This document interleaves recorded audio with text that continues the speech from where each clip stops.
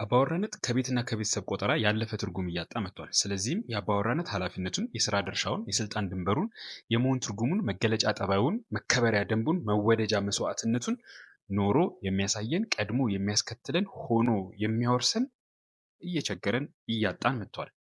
ወንድሞቻችን ትዳራቸውን፣ ቤተሰባቸውን፣ ማህበረሰባቸውን፣ ቤተክርስቲያናቸውን፣ ሀገራቸውን አይደለም አንድ ራሳቸውን መምራት እያቃታቸው ነው የምናየው እውነት ስለሆነ ይህ በተለይ አሁን እኔ ባለሁበት ጊዜና ዘመን ታናናሽ ወንድሞቼን ሳስብ የምጋራቸው ጭንቀታቸው ነው።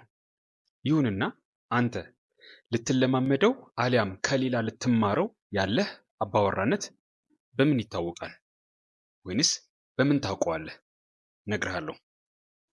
ከዛ በፊት ግን እንደተለመደው ስለዚህ ሳሙና እነግርሃለሁ። ይህ ሳሙና ዮጊ የገላ ሳሙና ይባላል። እኔ ራሴ የማዘጋጀው ነው በቤቴ ማለት ነው።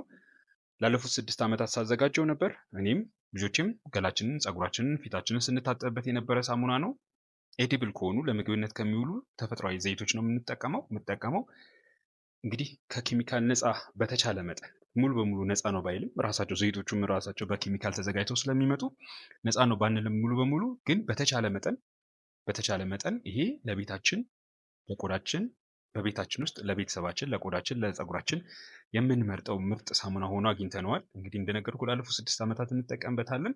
በጣም ቆዳን የሚያለሰልስ የሚያወዛ ነው። ከታጠብክ በኋላ መንጣት፣ መገርጣት፣ መቆርፈድ ቆዳ ላይ አታገኝበትም። እንዲሁም ጸጉሩ ላይ በተለይ ሴቶቹ ላይ የመፋፋቱ የመለስለሱ በደንብ እየታወቀ ይመጣል ማለት ነው። በተቻለ መጠን እሱን ፋንሲ ማድረጊያ ለሽታ፣ ለቀለም ወይም ማድረቂያ፣ ረጅም ጊዜ እንዳያገለግል ማቆያ፣ እንዲሁም ደግሞ አረፋ ማውጫ ወይም ደግሞ ማወፈሪያ፣ ሌላም ነገር እያልን በብዛት ሳሙናዎች ላይ የሚገባው አይነት ኬሚካል እኛ ውስጥ የለም፣ እኛ ሳሙና ላይ የለም። ስለዚህ እነዚህ ሳሙናዎች ገዝተህ እኔና ልጆቼ እንዲሁም ወዳጆቼ እንደተጠቀሙበት አንተም እንድትጠቀምበት እግረ መንገድንም ደግሞ ይህንን ቻናልም እንድታግስ አበረታታለሁ ወይም ደግሞ ጋብዛለሁ። አንዱ ሳሙና በ175 ግራም ነው የሚያገለግለው። ሰልችቶ ትጥለዋለህ። እስከ መቼ ነው በዚህ ሳሙና የምታጠበው ብለህ። ዋጋው ደግሞ 300 ብር ነው። ጀግናው እንዴት አለ። አባወራነት በማህበረሰባችን ውስጥ በተለመደው ትርጉሙ ወይም በቋንቋው በመጀመሪያው ቋንቋ ትርጉሙ አንድን ቤተሰብ ወይም የሰዎች ስብስብ የሚመራ ወንድ አባወራ እንለዋለን። በእኛ አውድ ግን እኛ በተለይ አባወራ ላይ በምንጽፍበት በእኔ አውድ አባወራ ቴሌግራም ገጽ አለ፣ ፌስቡክ ገጽ አለ፣ አሁንም ደግሞ ይሄው ዩቲዩብ መጥቷል። በዚህ አውድ ግን ሌላ ተጨማሪ ትርጉም ሰጥተነዋል፣ ሰፋ አድርገን ማለት ነው። ይህ አባወራነት እንግዲህ የግድ ማግባት ሳይጠበቅበት አንድ ወንድ ልጅ የግድ ባለትዳር ሳይሆን ከዛ በፊት ግን ሊኖርበት የተገባ መገለጫ ጠባዩ ነው ብለን እናስቀምጣለን። እና ለዛ ለአባወራነት ብቁ እንዲሆን ደግሞ ይሄ ምንድነው ሲባል እንደዚህ ነው ብለን የምናስረዳበት ስልጠናም ደግሞ አለ። ስለ ስልጠናችን ከዚህ በፊት ሰምተህ የማታውቅ ከሆነ የአባወራ ንቅናቄያችን የፍኖተ አባወራ ስልጠና አለው። የአባወራው መንገድ የሚያሳይ ስልጠና አለው። ይህ ስልጠና አንድን ወንድ ልጅ አባወራ ለመሆን ብቁ አድርጎ ያወጣዋል ማለት አይደለም፣ ፍንጩን ይሰጠዋል። ምክንያቱም ብቁ አድርጎ የሚያወጣህ ባወቅከው እውቀት የምትኖረው የራስህ ህይወት፣ የራስህ ልምምድ፣ የተጋፈጥከው ፈተና ለመጋፈጥ ያሳየው ፈቃደኝነትና ፈተናውን አልፈ የምትወጣበት ጥረት ነው። እነዚህ ናቸው አባወራ እንትን የሚያደርጉ። በተረፈ ግን አሁን ባልተለመደበት ሁኔታ አሁን አሪያ የሚሆን ሰው ባጣንበት ሁኔታ ላይ ይሄ የተወሰነ ክፍተት ይሞላል ብለን እናስባለን። ስልጠናው በ4 ውዶች ይዘጋጃል። እንግዲህ ስልጠናውን ስትፈልግ በታች ኮሜንት ስር ወይም ደግሞ በሌላም በቴሌግራምም ሆነ በፌስቡክ የውስጥ መስመር ማግኘት ትችላለህ፣ መረጃው ማለት ነው። በተረፈ ግን እሁድ ለ4 ውዶች ስልጠናው ይሰጣል። በእነዛ 4 ውዶች እኔ በተለይ በፈተና የተማርኳቸውን ከሌሎች ደግሞ በሪሰርች በጥናት በጥያቄ በንባብም ያዳበርኳቸውን በስልጠና መልክ በ5 ክፍሎች አዘጋጅተን እናቀርባለን። እሁድ ሁሉ ጊዜ ሲያው ነው ማስታወቂያ፣ ስልጠናው ሲኖር ማስታወቂያ ይወጣል። በዛ ጊዜ ትመዘገባለህ ማለት ነው። እንግዲህ 4 ውድ በቂ ነው ብለን አይደለም። ነገር ግን ያው ካለብን የወንድ አሪያ ማጣት የተነሳ ቢያንስ ክፍተቱን በዚህ ከጀመርነው ወደፊት ደግሞ ተጨማሪ ስራዎችን እንሰራለን የሚል ተስፋ አለኝ። እንግዲህ አባወራ የሚለውን ቃል አባት፣ ባል፣ ወንድ፣ ራስ እንዲወክል አድርጌዋለሁ። እኔ ራሴ ሄኖክ ኃይለ ገብርኤል አባወራ የሚለውን ቃል አባት፣ ባል፣ ወንድ፣ ራስ አድርጌ እንዲወክል አድርጌዋለሁ። እነዚህን የያዘ ነው፣ እነዚህን ያቀፈ ነው በሚል ማለት ነው። ያው ስልጠናው ላይ በደንብ በዝርዝር በደንብ በዝርዝር ትኩረት ሰጠን የምናነሳው ጉዳይ ነው። ግን ለዚህኛው ለዛሬ ቪዲዮአችን ግን አባወራ ከሚገለጥባቸው 3 ባህሪያት አንዱ አንዱ በተለይ ደግሞ ያ ባህሪው ከሌሎች ወንዶች መካከል እሱ አባወራ ነው አስብሎ የሚያሳየው የሚገልጠው ስለሱ የሚመሰክረው ባህሪው ጠባዩ እናወራለን። ይህ ባህሪ ወይም ደግሞ ይህ ሊለማመደው የሚገባው ጠባይ ስልጣኔው ነው። እንግዲህ ባህሪ ጠባይ ስልህ ሁለቱ አንድ አይነት ሆኖ አይደለም፣ ተቀራራቢነት ስላላቸው ነው። ስልጣኔው ነው። አባወራ ስልጣኔው ነው። ነገር ግን ስልጣኔ ማለት ያንተ በሆኑ ነገሮች ላይ የወደድከውን የፈቀድከውን ታደርግ ዘንድ ማወቅ መሆኑን ምን ያክል ታውቀዋለህ? ስልጣኔ ማለት ያንተ በሆኑ ነገሮች በአጠቃላይ የወደድከውን የፈቀድከውን ታደርግ ዘንድ ማወቅ። ያው በተሳሳተ መንገድ ስልጣኔን ዘመናዊ ጊዜ ያመጣሽ ነገሮችን በማድረግ በማሳየት በመልበስ በመግዛት በመጫማት ስልጣኔ አድርገን እንወስዳቸዋለን። ነገር ግን ስልጣኔ ያንተ በሆኑ ነገሮች ላይ የወደድከውን የፈቀድከውን ታደርግ ዘንድ ማወቅ ነው እንላለን። ያንተ በሆኑ ነገሮች ስል ያንተ የሆነው ነገር በሁለት ይከፈላል። አንደኛ ባንተ ላይ ያለ ካንተ ጋር የተወለደ ያንተ የሆነ የምንለው ማለት ነው። ያው ለጊዜው ያንተ ስለሆነ ያንተ ነው እንላለን እንጂ እኛም ራሳችን ሁላችንም ያለን ነገር ሁሉ አባታችን ነው፣ ከሱ የተሰጠ ነው። እኛ የአባታችን ልጆች ነንና የሱ የሆነው የኛ የልጆቹም ነውና በዛ ተዋረድ የኛ ነው እንለዋለን። ስህተትነት የለውም። ስለዚህ ያንተ በሆኑ ነገሮች ላይ ስንል ያንተ የሆኑት ነገሮች እነማን ናቸው? መጀመሪያ ካንተ ጋር ያሉ ባንተ ያሉ ሲባል ያንተ ያሉ በቃ የተሰጠህ ነገር።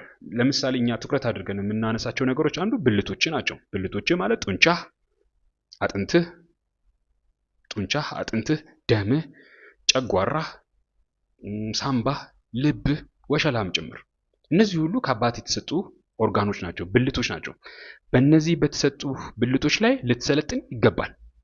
የተሰጡህ ጽድቅ እንድትሰራባቸው፣ ፍትህ እንድታስፈጽምባቸው፣ በዓለም ላይ ዓለምን ምቹ የመኖሪያ ስፍራ እንድታደርግባቸው የተሰጡ ናቸው። ያንተን ህልውና በማስቀጠልም እንደገናም ደግሞ ሚሽንህን ተልእኮን በማሳካት ደረጃ እንዲያግዙም የተሰጡ ናቸው። እነዚህን አሁን የጠቀስኩልን ጡንቻህን፣ አጥንትህን፣ ጨጓራህን፣ ልብህን፣ ወሸላህን እነዚህን ሁሉ ተፈጥሯቸውን አውቀህ እነሱ ላይ ሰልጥነህ መገኘት አለብህ። መሰልጥን ብቻ አይደለም፣ ሌላ ስቴፕም አለው። መበልጸግ የሚባል ስቴፕ አለው። ይሄ የዚህ ቪዲዮ አጀንዳ አይደለም፣ ጉዳይ አይደለም እንጂ እሱ ማለት ነው። ያው እንዳልኩ ስልጣናችን ላይ ያለ ይሄ ጉዳይ። ነገር ግን እነዚህን ነገሮች ማወቅ አለብህ፣ በእነዚህ ላይ መሰልጠን አለብህ። ስትሰለጥን አውቃቸው ነው። እንግዲህ ያንተ የሆኑ ነገሮች ስንል ብልቶች አንዱ ናቸው። ብልቶች ከሰውነታችን ክፍሎች ሙሉ አካልህ ውስጥ ያሉ የሰውነት ክፍሎች ማለት ነው። ቀጥሎ ያለው ደግሞ ሐሳቦች ናቸው። የምታስባቸው ሐሳቦች። የምታስበው ሐሳብ ላይ መሰልጠን መቻል አለብህ። የሆነ ሐሳብ መጣልኝ፣ የሆነ ሐሳብ አስቤያለሁ፣ ጭንቅላት ውስጥ ድንገት ብልጭ ስላለ ብቻ ያ ሐሳብ መስተናገድ አለበት ማለት አይደለም። የማትፈልገው ሐሳብ ከዓላማ ጋር የማያስኬድ ከሆነ ከአባትህ ጋር የሚያጣላ ከሆነ ያ ሐሳብ መጥፋት አለበት። ስለዚህ እንዴት አድርገህ ማጥፋት እንዳለብህም እግረ መንገድን መሰልጠን መቻል አለብህ። በመጣልህ ሐሳቤን ነድቶኛል፣ ሐሳቤን የገፋኝ፣ ሐሳቤ ነው ለዚህ ያደረሰኝ፣ እንዴት ማን እንዳመጣብኝ አላቅም ሐሳቡን ብሎ ማሳበብ አይሰራም። እያደግክ ስትመጣ፣ እየሰለጠንክ ስትመጣ። ስለዚህ አንድን አባወራ ከሌላው ወንድ ልጅ የሚለየው አንዱ ይሄ መገለጫው ነው። ስለዚህ የምታስበው ሐሳብ ፈቅደህ ወደህ ለአእምሮ ሰጥተው፣ አእምሮ የብልቶችህ አንዱ አካል ነው። ለአእምሮ ሰጥተው ይህንን አስብ ብለህ ሰጥተው እሱን ሊያስብ ይገባል እንጂ ድንገት የሆነ ቦታ ብልጭ ያለ ከየትም ተጎትቶ የመጣ ሐሳብ ሁሉ አእምሮ እያመነዠገ አንተን እያከሳ አንተን እያደበረ አንተን ሌላ ነገር ውስጥ ሊከታ አይገባም። ይሄ መለማመድ ያለብህ ነገር ነው። ይህንን እንግዲህ በዚህ ቪዲዮ ላስተምር አይደለም። እኛም ስልጠና ጋር ስትመጣ በተወሰነ መልኩ ፍንጮች እሰጥሃለሁ እንጂ ይሄ ረጅም ጊዜ የሚፈጅ ነው። በተቻለ መጠን ተመሳሳይ ላይክ ማይንድድ የሆኑ ተመሳሳይ አመለካከትና አቋም ካላቸው ሰዎች ጋር አብሮ በመሆን በመነጋገር የሚሰራ ነው። ያው በተለይ አባወራነትን የሚያሰለጥነው አባት ነው። ወላጅ አባት በተለይ እዛው ቤት ውስጥ እያለ ከልጅነት ጀምሮ ልጅን በማውራት አይደለም በተግባር ነው በተለይ የሚያስተምረው። ዛሬ ይህንን የሚያሳየን የለም። ያው እኩልነቱ ያመጣብን ችግር አለ። እኩልነቱ ያመጣብን ችግር ሴቷ አይደለችም፣ ወንዱ ራሱ ወንዱን ልጅ አባወራ አድርጋ ማሳደግ ትችላለች ብሎ የሚፎክርበት ጊዜ ላይ ነው። በጣም በሚያሳዝን ደረጃ የትዳር አማካሪ ነን ባዮቹ ራሳቸው እንደዚህ አይነት ነገር ያስተምራሉ። በጭራሽ ሴቷ አይደለችም እኮ ወንዱ ራሱ ወደ አባወራነት ማማ እስካልመጣ ድረስ ትውልድን አባወራ አድርጎ ማሳደግ አይችልም። በቃ እያየነው ነው። መሪ እያጣን እየተቸገረን እያየነው ነው። አባት እናት ካላቸው ልጆች እንኳን መሪ መሆን የሚችል ልጅ እያደገ አይደለም። ይህንን እየተረዳን ስላልመጣን ማለት ነው። እንግዲህ በአንተ ካሉ አካላቶች ወይም ደግሞ በአንተ በኩል ካሉት ውስጥ ብልቶችን ጠቀስኩልህ፣ ሀሳቦችን ጠቀስኩልህ። ቀጥሎ የምናገኘው ስሜት ነው። ስሜት እንግዲህ በአሁኑ ሰዓት ትልቅ ቦታ የተሰጠው ነገር ነው። ስሜት ሀሳብን አቅዶ መንቀሳቀስን ከማስቀደም ይልቅ ለስሜት ብዙ ቦታ እየተሰጠ ነው። ብዙ የምናደርጋቸው ነገሮች በሙሉ ስሜትን ያማከሉ ናቸው። ለዛ ነው አሁን ላይ በተለይ ዓለማችን ካይንድ ኦፍ ጋይኖሴንትሪክ የሆነ ሴትን ያማከለ እንቅስቃሴዎች፣ ድርጊቶች፣ ተልእኮችን የሚይዘው ሴቶች በብዛት ወደ ስሜት ስለሚያደሉ ማለት ነው። ነገር ግን አንተ ጋር ስትመጣ ስሜቴ ነው እንደዚህ ያደረገኝ፣ ስሜቴ እንደዚህ አይነት ነገር ተሰማኝ፣ እንደዚህ አይነት ነገር ተሰማኝ፣ ለምንድን ነው ይሄንን ያደረገው፣ ደስ ስላለኝ፣ ስለደበረኝ የሚባል ነገር አይሰራም። ስሜትን አታዳምጠውም አይደለም። ስሜት ተፈጥሮ ነው። አሁንም ልክ ቀድመን እንደጠቀስ ነው እንደ ብልቶች እንደ ሀሳቦች ተፈጥሮ ነው፣ ካንተ ጋር ያለ ነው። ነገር ግን በዛ ላይ ልትሰለጥንበት ይገባል። ያ ማለት አንተ እንደምትፈልገው፣ አንተ እንደፈቀድከው፣ አንተ እንደወደድከው በተለይም ደግሞ ከአባትህ ሕግና ስርዓት ጋር ከዛም አልፎ ተርፎ ደግሞ አንተ ከምታቅደው ጉዳይ ጋር አብሮ መሄድ እንዲችል ማድረግ አለብህ። ስሜት ስለተሰማ አይደለም። ስለ ራበህ ብቻ አትበላም፣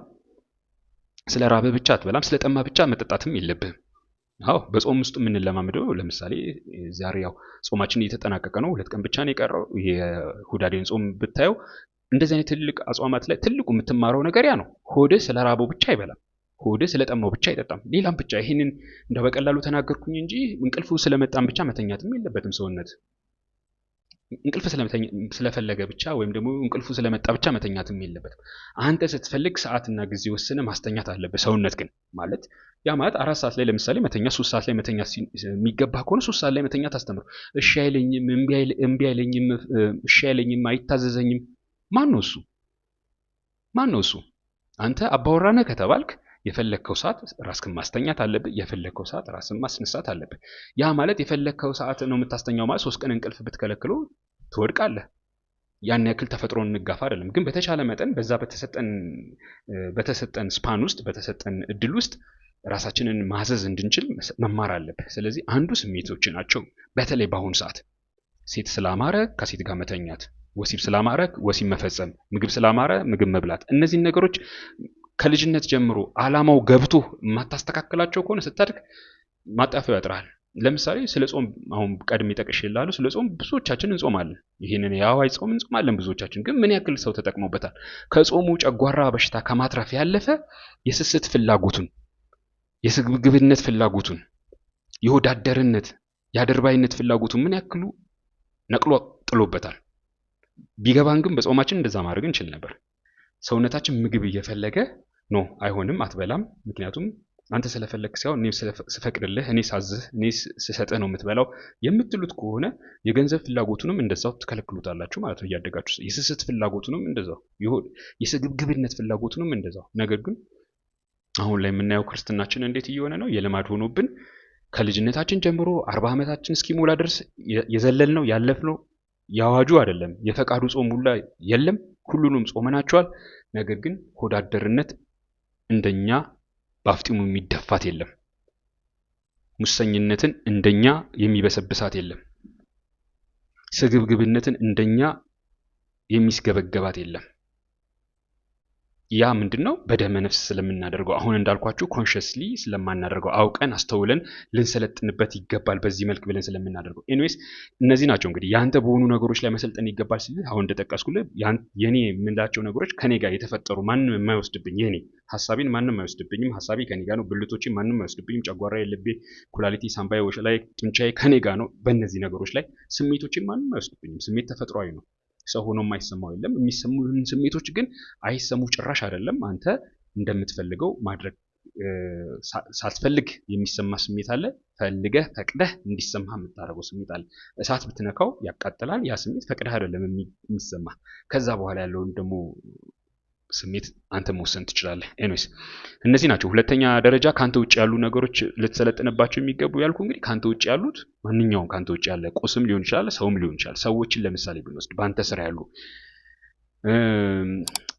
አንተ የምታሳድራቸው አንተ የምታስተዳድራቸው ገንዘባቸውን ስራቸውን ዋጋ የምትከፍላቸው ሰዎች ካሉ ማለት ነው በአንተ ስር የሚያድሩ ሚስትህን ጨምሮ ልጆችህን ጨምሮ ሰራተኞችህን ጨምሮ በስራም በቤት በተለያየ ቦታ የሚያግዙ ሰዎች በአንተ ስር ያሉ እነዚህን ማወቅ አለብህ። ሁሉንም እኩል ታውቃቸዋለህ አይደለም። ሁሉንም እኩል ታውቃቸዋለህ ወይም ሁሉንም እኩል ልታውቃቸው ይገባል አይደለም። ለምሳሌ ሚስትህን ከሌሎቹ በበለጠ ልታውቃት ይገባል። ምክንያቱም ቀሪ ዘመንን አብራ ነው የምታሳልፈው። ልጆችን የምታሳድጋቸው እሷ ነች። አንተ ከምትሰጣት ህግ አንተ ከምታሳያት ስርዓትና ህግ ሳትወጣ በዛ ልክ በዛ ቅርጽ እንኳን አንተ በህይወት እያለ ከህይወትም አልፈ በሞትም ተለይታቸው እንኳን በዛ ቅርጽ ልታሳድጋቸው የሚገባት እሷ ነችና ጥንቃቄ ከፍተኛ ጥንቃቄ ማድረግ ያለበት እሷ ላይ ነው ስትመርጥ። ከዛ በኋላም ደግሞ የበለጠ እያወካትና ባወካት ልክ ደግሞ እንዴት መሆን እንዳለበት መመሪያ ደንቡን ልትሰጣት የሚገባው እሷ ነች ከቢሮ ሰራተኞች ይልቅ። ምክንያቱም የቢሮ ሰራተኞች በአንተ ስር የቀጠርካቸው የድርጅት ሰራተኞች የትኛዎቹም የቤትም ስራ ልታግዝ የቀጠርካትም የቤት ሰራተኛ ብትሆን ባልፈለካት ባልተስማማሃት ጊዜ ወይም እሷን ባልተስማማች ጊዜ ልትወጣ ትችላለች። ትዳር ላይ ግን በዛ በቀላሉ የትም እየታሰረ የሚፈታ ስላልሆነ ማለት ነው። ስለዚህ ሰዎችን ልትሰለጥንባቸው ይገባል። መሰልጠን እንግዲህ ቀድሜ እንደነገርኩልህ የፈቀድከውን አንተ የወደድከው ልታደርግበት ያለህን ጉዳይ ነገር ያንን የፈለግከውን ነገር እንድታደርግበት ማወቅ ነው። በዛ ነገር ላይ እውቀትን ማሳደግ ነው። እቃዎች ማንኛውም እቃ መኪናዎች፣ ስልኮች፣ ቴሌቪዥኖች፣ ኮምፒውተሮች፣ አውሮፕላንም ካለ አውሮፕላን ወይም ደግሞ እንስሶችም ሊሆን ይችላሉ፣ በቅሎ፣ ፈረስ፣ አህያ በእነዚህ ላይ መሰልጠን ነው። ሲቀጥል በሶስተኛነት ደረጃ የምናገኘው ጊዜዎች ናቸው። በተለይ በጊዜ ላይ መሰልጠን አለብህ። ያው ዛሬ ብዙዎቻችን ሰበበኞች ስለሆንን ለስራችን አለመሳካት ጊዜ ነው ሰበብ የምናደርገው። በተለይ ጊዜ መሳሪያችን ነው፣ የምንሰራበት ነው። እግዚአብሔር አምላካችን አባታችን በጊዜ ውስጥ ሰርቷል። በጊዜ ውስጥ ሰርቷል ማለት እሱ በጊዜ ተወስኗል ማለት አይደለም። እሱ ጊዜን በእጁ አቅፎ በመዳፉ ይዞ በሱ ውስጥ ሰርቶበታል። መሳሪያ ነበረ። እኛም የእሱ ልጆች ነንና በዛ በጊዜ ውስጥ እንሰራለን። ነገር ግን ከሱ በተለየ ነው። እኛ በጊዜ እንወሰናለን፣ እሱ በጊዜ አይወሰንም። እኛ በጊዜ ተወስነን ነገር ግን ጊዜን መሳሪያ አድርገን እንደምንሰራበት በሱ ላይ ልንሰለጥንበት ይገባል ማለት ነው። ልንሰለጥንበት ይገባል ማለት የምናባክነው ጊዜ የለም። እያንዳንዷ ጊዜያችን ስጦታችን ነች። ከአባታችን ከአምላካችን የተሰጠ ስጦታችን ነች። ትባክናለች፣ ትጠፋለች፣ መመለሻም የላትም። ስለዚህ ያችን ጊዜ እንዴት አድርገን አብቃቅተን እንዴት አድርገን ውጤታማ ሆነን እንስራባት የሚለውን ይህን ልታስብበት ልታውቅበት ይገባል። የሚባክን ጊዜ ሊኖር አይገባም። የሚባክን ጊዜ አይደለም የእረፍት ጊዜ የሚባለው ነገር ራሱን ከብዙዎች ጋር ማለስማማበት የማይዋጥልኝ ነገር ነው። እረፍትና መዝናኛ ጊዜ የሚባል ነገር ማለት ነው። እኔ ስለሌለኝ ነው። እንግዲህ እነዚህ ናቸው ያንተ በሆኑ ነገሮች ላይ የወደድከውን የፈቀድከውን ታደርግ ዘንድ ማወቅ። ይሄ ስልጣኔ ነው። ስለዚህም አንድን ወንድ አባወራ ነው እለው ዘንድ እኔ ነኝ እንግዲህ አንድን ወንድ አባወራ ነው እለው ዘንድ በእነዚህ ላይ ሰልጥኖ መገኘት አለበት።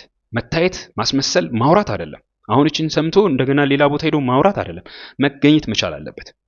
በዚህ ልክ ካልተገኘ ያ ሰውዬ አባወራ አይደለም ማለት ነው። አባወራ አይደለም ማለት እንግዲህ ለሚስትነት ለባልነት አይበቃም እያልኩኝ አይደለም። እኔ ይህንን አባወራነትን የማወራው አንድን ወንድ ልጅ ለባልነት ለማብቃት አይደለም።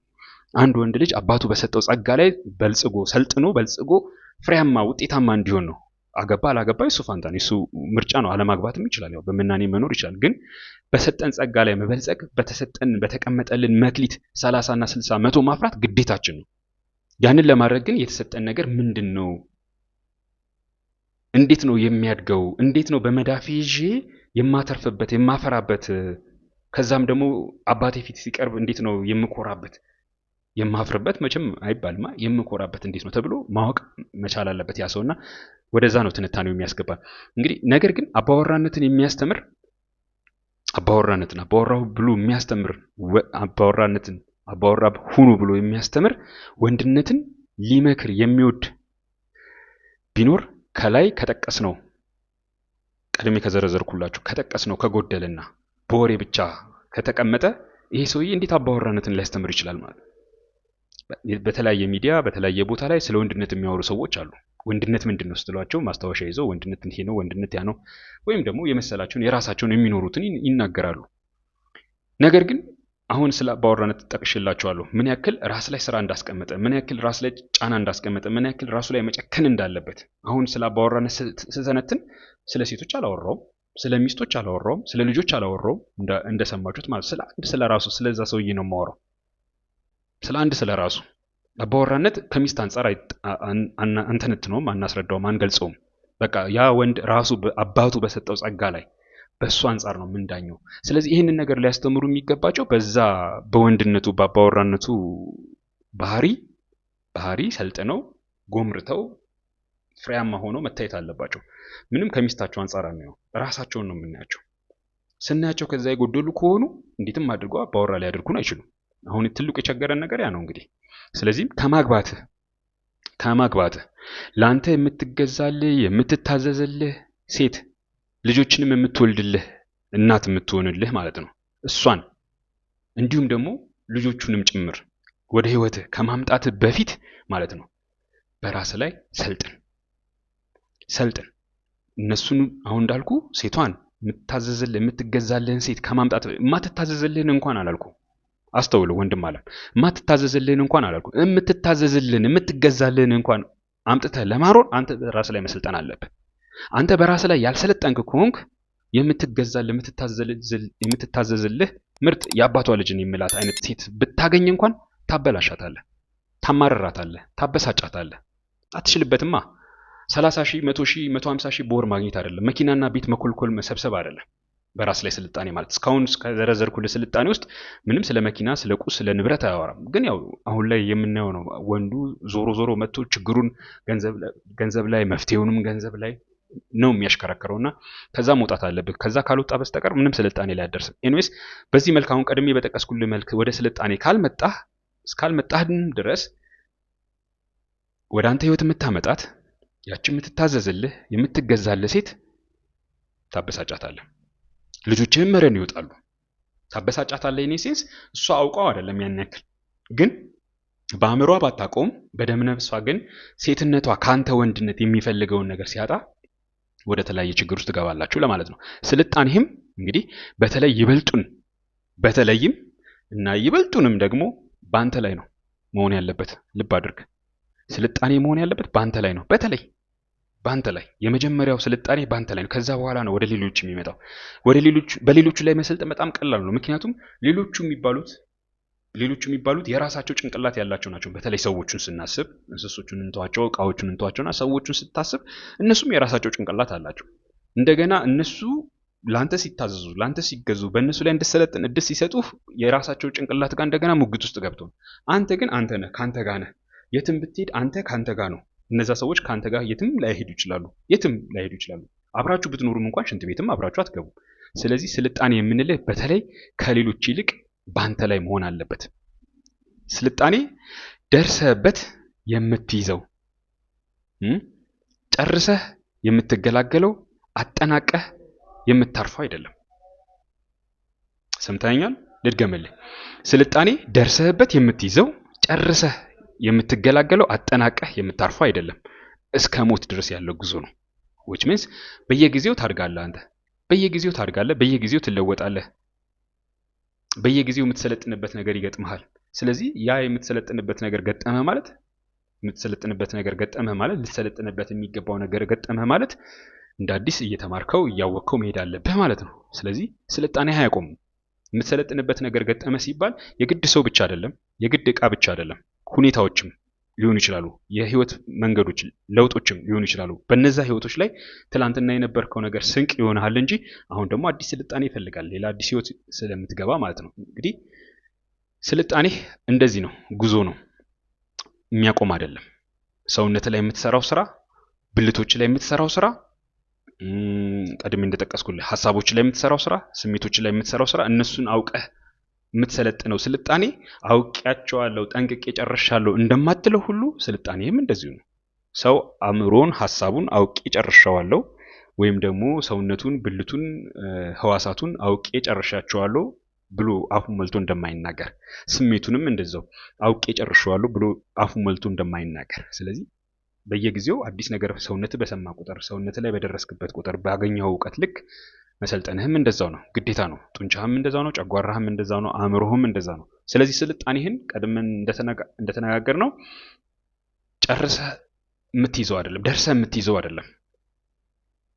የምትይዘው አይደለም፣ አጠናቀህ የምታርፍበት እፎይ አሁን ተገላገልኩት የምትልበት ሁኔታ ላይ አይደለም። ዘወትር እድገት፣ ዘወትር ክትትል፣ ዘወትር እድገት፣ ዘወትር ማወቅ ይፈልጋል። በዛ በሰለጠንክበት ልክ ነው አባወራነትህ የሚለካው። ታዲያ ይህ ማለት አንድ ወንድ ልጅ አባወራ ሳይሆን ይሞታል ወይ ብንል አይደለም። ፕሮሰስ ነው ማለት ሂደት ነው ማለት የግድ ያ ሰውዬ አባወራነቱን ጨርሶ ነው ወደ ትዳር መግባት ያለበት ወይም ደግሞ አባወራነቱን ጨርሰሃል ተብሎ ሰርቲፊኬት ማግኘት አለበት አንልም። ፕሮሰስ ነው። ግን በተወሰነ መልኩ የምናይበት ፍንጭ አለ። ከምናይበት ፍንጭ አንዱ ቀድሜ እንደጠቀስኩልህ በራሱ ላይ ያለው ስልጣኔ፣ ሰውነቱ ላይ ምን ያክል ሰርቷል ሰውዬ፣ ሰውነቱን ምን ያክል ያዘዋል። ከሱ በፊት ሆዱ ቤት ውስጥ የሚገባ ከሆነ፣ ከሱ ቀድሞ ሆዱ ቤቱ የሚገባ ከሆነ፣ ከሱ ቀድሞ ሆዱ መኪና ውስጥ የሚገባ ከሆነ፣ ከሱ ቀድሞ ጎንበስ ቢል ጫማውን ሊያስር ወይም ለጸሎት ቢንበረከክ ከሱ ቀድሞ ሆዱ የሚያጎነብስ ከሆነ ይሄ ችግር አለ፣ አልሰለጠነበትም ማለት ነው። ይህ ሰውዬ ችግር አለበት ማለት ችግር አለ የምልህ አልሰለጠነበትም፣ ሰውነቱን አላዘዘውም። ሰውነቱን ቢያዘውማ ኖሮ ያ እዛ ቦታ ላይ አስፈላጊ ያልሆነ ነገር አይሸከምም ነበር አይደለ? የሚያስፈልገውን ነገር ነበር የሚይዘው። ሆዱ፣ ጨጓራው እና ሌሎች ናቸው። ትርፍ ስቡ ከሱ ስንፍና የተነሳ የመጡ ናቸው። ምንም ሰበብ የለውም፣ ስንፍና ነው። ከስንፍናው የተነሳ የመጡ ነገሮች ናቸው። ስለዚህ ያሱን ይገልጻል። ያ ብቻ አይደለም፣ ሆዱ ስለቀደመ ብቻ አይደለም። ሊወርቅ አንድ ሐሙስ የቀረው እንዲህ የሚወዛውዝ ንፋስ የሚያወዛውዘው መቼለት እንደውም አንድ ዜና ሰምቼ አይቼ ነበረ። የቆየ ዜና ይሁን የቅርብ ዜና አላውቅም እንጂ ቻይና ሀገር አንድ ንፋስ ከተማ ውስጥ ኃይለኛ ንፋስ ተከስቶ ክብደታቸው ከ50 ኪሎ ግራም በታች የሆኑ ሰዎች እንዳይወጡ ተብሎ ነበር ከቤታቸው። እንግዲህ ቻይናዎችን አስቧቸው፣ ኪሎቸው ራሱ ምን ያክል እንደሚነሱ ራሳቸው ደቃቃ ናቸው። እና ክብደታቸው ከ50 ኪሎ ግራም በታች የሆኑ ሰዎች በተቻለ መጠን ከቤት እንዳይወጡ የሚል ዜና አንብቤያለሁና ያ የምትረዳው ነገር ምንድነው? እንደዛ ያን ያክል የከሱ ሰዎች እንዳሉ፣ ቀጭን ሰዎች እንዳሉ ነው ዜናውን ዛንቶና ምልል ነው። ታዲያ አሁን እኛ ጋር ስንመጣ፣ ወደ ወንድነት ጋር ስንመጣ አንድ ወንድ አንድ አባወራ በሰውነቱ ላይ ሰልጥኖ ስንል ሰውነቱ ሊሰራው ካሰበው ከወደደው ጉዳይ እቅዱ ሊሆን ይችላል። ያ እቅዱ ደግሞ አባቱ ካዘዘው አምላኩ ካዘዘው ዓላማ ጋር የተገናዘበ የተሰናሰለ ሊሆን ይችላል። ያንን ግዳጅ እፈጽምበታለሁ ወይ? ለመፈጸም ያስችለኛል ወይ? ይህንን ግዳጅ ምን አይነት ኑሮ ነው የምኖረው? ተልእኮዬ ምንድን ነው? ዓላማዬ ምንድን ነው? መዳረሻዬ ምንድን ነው? ያንን እዛ መዳረሻ ላይ በዚህ ሰውነቴ መድረስ እችላለሁ ወይ? እሱን ቁጭ ብሎ አገናዝቦ ለዛ የሚሆን ሰውነት ማበጀት መቻል አለበት። ሰውነቱ የአባቱ ስጦታ ነው፣ እርግማን አይደለም። ያው አንዳንድ ሰዎች የሌለ ትምህርት አምጥተው ያስተምራሉ። እርግማን አይደለም፣ ስጦታ ነው። የተሰጠህ ነገር አምላካችን ሰጥቶን መልካም እንደሆነ አይቶታል፣ ተናግሯል ከራሱ አፍ። በተለይ ደግሞ እኛን በእሱ አምሳልና አርአያ ሲፈጥረን ማለት ነው። ስለዚህ ጡንቻችንም ተባርኮ የተሰጠ ነው። ጡንቻዬን፣ ሰውነቴን፣ ብልቶችን እያንዳንዶቹን ቆጥሬ ስጨርስ፣ አውቄ ስጨርስ እኔ ከማስበው ዓላማ ጋር እንዴት አድርጌ ነው እነዚህን ማስኬዳቸው? እንዴት አድርጌ ላብቃቸው? ለማብቃት ለማሰልጠን ልወቃቸው። ካወኩኝ በኋላ ሰልጥናቸዋለሁ፣ አበለጸጋቸዋለሁ አይደለ? ስለዚህ እነዚህ ነገሮች ግምት ውስጥ መክተት አለበት። ይሄ ደግሞ እያደገ በህይወት እየተማረ ሲመጣ የሚመጡ ነገሮች ናቸው እና እንዳልኩ ታዲያ ይሄ ስልጣኔው ጉዞ የአንድ ቀን የሆነ ቦታ መዳረሻ ምዕራፍ ያለው አይደለም። የተለያዩ ምዕራፎች ሊኖሩት ይችላሉ፣ ግን የሚደመደምና የሚዘጋ አይደለም። የእድሜ ልክ ጉዞ ነው ልል ፈልጌ ነው። እና ጠቅለል ስናደርገው ታዲያ ምንድነው የዛሬው ጉዳያችን የነበረው? አባወራነት፣ የአባወራነትን መገለጫ አንስተን አወራን። አባወራነት በተለይ በስልጣኔ እንደሚታወቅ፣ አባወራነት በተለይ በስልጣኔ እንዲታወቅ ወንዶች አሉ ከተባሉ ከነዛ ወንዶች ውስጥ አባወራ ነው ብለን የምንጠቅሰው ሰው በራሱ ስሜት ላይ የሰለጠነ ሰው ነው። በራሱ ስሜት ላይ ያልሰለጠነው ሰው ቢያገባም ለሚስቱ አይበጃትም፣ ቢመንንም ያው ለአምላኩ አይበጅም አንልም። ግን ያው ብዙ ሀስል አለበት፣ ገና በራሱ ላይ ያልሰራ ሰው ነው ማለት ነው። ወደፊት እሰራለሁ ካለ ሊሰራ ይችላል። በተለይ ግን ላገባው ሰውዬ ግን አግብቼ እሰራለሁ ማለት አይቻልም። አግብተን አንሰራም አንልም፣ ግን በአብዛኛው ነገር ከማግባታችን በፊት ነው የምንሰራው። በተለይ ዛሬ ያው አግብተን ሚስታችን ሰራችን የሚሉ ወንዶች መጥተዋል፣ በጣም በሚያሳፍር ደረጃ።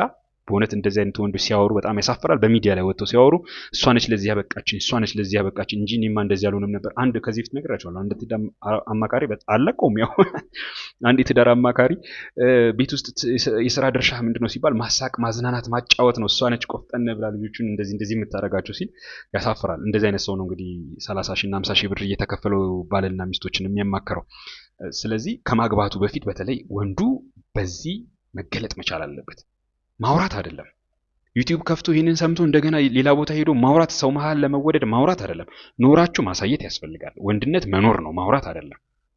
እኔም ቢቸግረኝ ነው ሰው ፍለጋ ነው ሆኖ ዩቲዩብ ላይ የመጣሁት እንጂ የኔ ፌቨራይት የሆነ ኒች የምመርጠው ቦታ መስራት የምፈልግበት ቦታ ፕላትፎርሜ ማለት ነው ጽሁፍ ነው። ጽሁፍ ላይ ባተኩረው ነው ደስ የሚለኝ። ኤኒዌይስ አባወራነትህ በስልጣኔ ይታወቃል። እኔ አባወራ ነኝ አይደለሁም ለማለት ሰልጥኛለሁ ወይ? በሰውነቴ ላይ ምን ያክል እንደፈለኩኝ ያዘዋለሁ? ሽንቴ ስለመጣ መሽናት አለብኝ ወዲያው። እንትን ያኛውም ስለመጣ ሁለተኛው ቁጥር ስለመጣ ሮጬ መግባት አለብኝ። ስለራበኝ ቶሎ የሆነች ነገር ቀመስ ማድረግ፣ ስለጠማኝ ከንፈሬ ስለደረቀ ቶሎ መጠጣት አለብኝ። ጾም የምትማረው ለዛ አይደለም። ስለጠየቀ ሰውነት አይሰጠውም።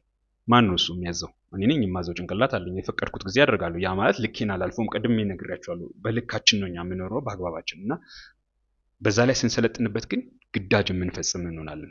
ግዳጅ የምንፈጽመው በሌላ ብቻ አይደለም፣ በሱም ጭምር ነው። በሆዳችንም፣ በጥማችንም፣ በወሲብ ፍላጎታችንም በእነሱ ላይ ሰልጥነን ግዳጅ እንፈጽምበታለን። ጠላት እንደፈለገ አያረገንም ማለት ነው። ያው ይህን ስልጣኔ እንግዲህ ሊያስተምር የሚችለው ቀድሜ ነግሬያቸዋለሁ፣ በራሱ የሰለጠነ ነው እንጂ ያወራ ሰው አይደለም። ማውራትና መኖር የተለያየ ናቸው። አባወራነትህ በስልጣኔ ይታወቃል። ወንድም አለም የአባወራነት ስልጠና ከፈለግ እግረ መንገድ ግን ቀድሜ ነግሬያለሁ፣ ስልጠናችን ሙሉ በሙሉ ሰልጠናው ስትወጣ አባወራ ትሆናለህ የሚባል ነገር የለም። ነገር ግን በተለይ በአሁኑ ሰዓት በቤታችን በተለያዩ ቦታዎች ከወንዶች ልናገኘው የሚገባ ድሮ ነበረ ልናገኘው የሚገባ ነገር አሁን ላይ ግን ያጣ ነው። ስልጣኔ መስሎ የሚሰማን በቁሳዊ ነገሮች ላይ መሰልጠን ተብሎ ስለሆነ እሱን ያጣነውን ነገር ታገኝበታለህ። የአራት ውህዶች ስልጠና አለኝ።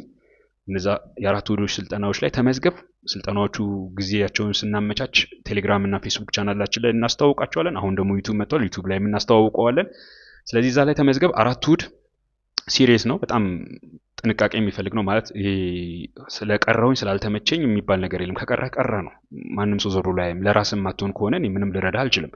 ስለዚህ ከአንድ እሁድ እስከ አራተኛው እሁድ ድረስ ለ4 ሰዓት ነው በእያንዳንዱ እሁድ የምንማረው። ለ4 ሰዓት ከ8 ሰዓት ጀምረን እስከ 12 ሰዓት ድረስ ነው የምንማረው። ቁጭ ብለን በጣም ኢንቴንሲቭሊ ነው የምንማረው። ትንሽ ያልተለመዱ የትምህርት ዘዴዎች አሉ። ወንድ ልጅ የሚሰራባቸው የትምህርት ዘዴዎች ናቸው እንጂ ይሄ አንተን የሚያባብሉ ከክልኝ አይነ ልከክልህ ምናምን ነገር የሚባሉ ነገሮች ነው። ካረፈድክ የራሱ ጉዳይ ነው፣ ከቀረህ የራሱ ጉዳይ ነው። ወንድ ልጅ ተለምኖ አያድግም። ይሄ በብዛት አሁን ላይ ካሉት ሚኒስትሪ ሚዲያ ላይ ካሉት አስተማሪ አሰልጣኝነን ከሚሉ ሰዎች ጋር ማለስማማበት ነገር ነው። ወንድ ልጅ ተለምኖ አያድግም። ሲሆን እንደውም እየተቀጣ ነው የሚያድገው፣ እየተኮረኮመ ነው የሚያድገው። በዚህ መልክ እናያቸዋለን። ለዛሬ የነበረን ይሄ ነው። ወንድም አለም በርታልኝ።